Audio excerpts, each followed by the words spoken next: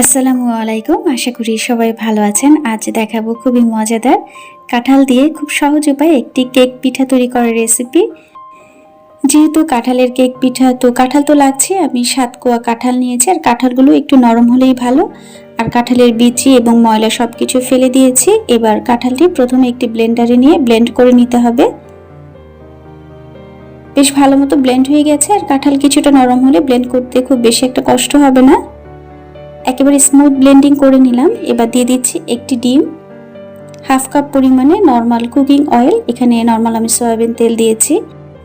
এবার দিয়ে দিচ্ছি প্রায় 1.5 কাপ পরিমাণে চিনি। এবার আবারও এই সব কিছুটা ব্লেন্ড করে নিচ্ছি। ব্লেন্ড করা হয়ে গেছে। এবার দিয়ে দিচ্ছি 1 কাপ পরিমাণে ময়দা।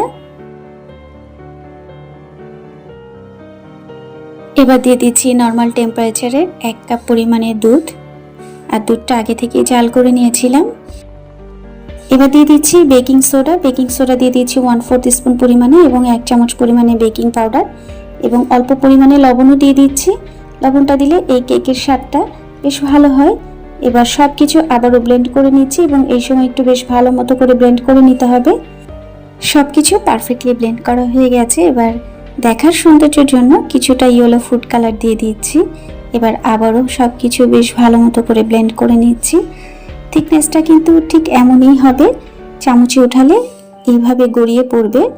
এবার যেই পাত্রে এই কেক পিঠাটি তৈরি করব, সেই পাত্রে কিছুটা তেল ব্রাশ করে নিচ্ছি, এবং একটি কাগজ দিয়ে কাগজের উপরেও তেল ব্রাশ করে নিচ্ছি, এবং চারপাশেও কিছুটা তেলটা ব্রাশ করে নিলাম। এবার ব্লেন্ড করা সব কিছু একটি ছাঁকনির সাহায্যে ছেঁকে এই মোল্ডে দিয়ে দিচ্ছি।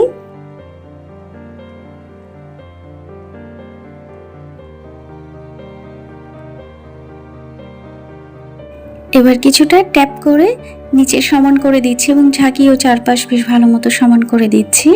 এবার বেক করার পালা। বেক করার জন্য নিচে সমান টাইপের একটি বড় পাতিল নিয়ে তার উপরে একটি স্ট্যান্ড বসিয়ে দিতে হবে। তারপরে ঢেকে দিচ্ছি, আর ঢাকনার মধ্যে যেই হোলটি আছে সেই হোলটি আমি বন্ধ করে দিলাম।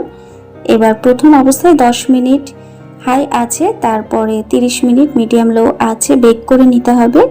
ঠিক 40 মিনিট পরে ঢাকনা খুলে আমি চেক করে দেখে নিলাম, ভিতরে পারফেক্টলি সিদ্ধ হয়ে গেছে।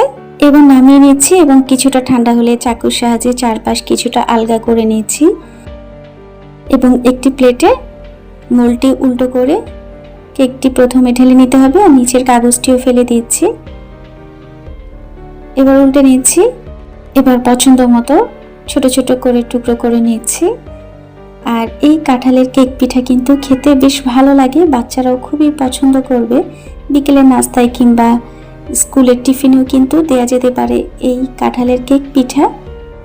আসলে সবসময় একঘেয়েমি খাবারের পাশাপাশি ডিফারেন্ট কিছু খেলে অবশ্যই ভালো লাগে, আর এতে আমাদের রুচি এবং স্বাদ সব কিছুরই পরিবর্তন হয়। আর এই কাঁঠালের কেক পিঠা কিন্তু একবার বানিয়ে বেশ কিছুদিন ফ্রিজে রেখে বা নর্মাল টেম্পারেচারে রেখে 2 থেকে 3 দিন খাওয়া যায়। আশা করি আমার এই কাঁঠালের কেক পিঠা তৈরির রেসিপিটি আপনাদের ভালো লেগেছে। আর এতক্ষণ আমার সঙ্গে থাকার জন্য ধন্যবাদ সবাইকে। ভালো থাকবেন সবাই। আল্লাহ হাফেজ।